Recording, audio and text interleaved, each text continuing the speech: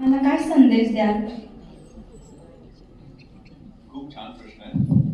सगळ्यात पहिले तुम्हाला बालदिनाच्या निमित्तानं खूप शुभेच्छा आणि आशीर्वाद. तुझं नाव काय? प्रणिता गायकवाड. प्रणिता. म्हणजे तू प्रणेता आहेस, लीडर आहेस. त्यामुळे लीडरशिप आपली जी आहे ती आतून बाहेर काढण्यासाठी प्रयत्न करणं, पहिली तू लीडर व्हायला पाहिजेस. आपल्या राष्ट्रपती सुद्धा एक महिला राष्ट्रपती आहे.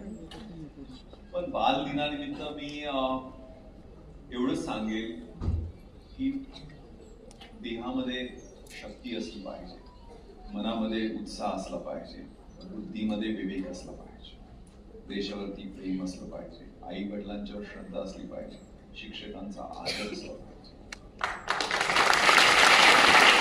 जनगणामध्ये बळ असलं पाहिजे, सिंहासारखं निर्भय व्हायचं. सिंहासारखं निर्भय व्हायचं. चारित्र्य हेच सगळ्यात महत्वाचं कॅपिटल आहे. मी सांगितलं होतं असलं पाहिजे. आणि जीवनामध्ये एक नीती असली पाहिजे. गोरगरिबांच्या बद्दल कनवळ असला पाहिजे आणि नेहमी पॉझिटिव्ह होकारात्मक राहायचं. सगळ्या नकारात्मक गोष्टी असतात ना. मी तर पोलीस खात्यात आहे ना, गेले 28 वर्ष मी पोलीस खात्यात काम करतोय. रोज वेगळ्या नकारात्मक गोष्टी येतात, पण ज्यावेळेस तुमच्यासारख्या बाल सवंगड्यांबरोबर राहतो, पॉझिटिव्हिटी येते, ऊर्जा येते. त्यामुळं नेहमी चांगलं होकारात्मक राहायचं.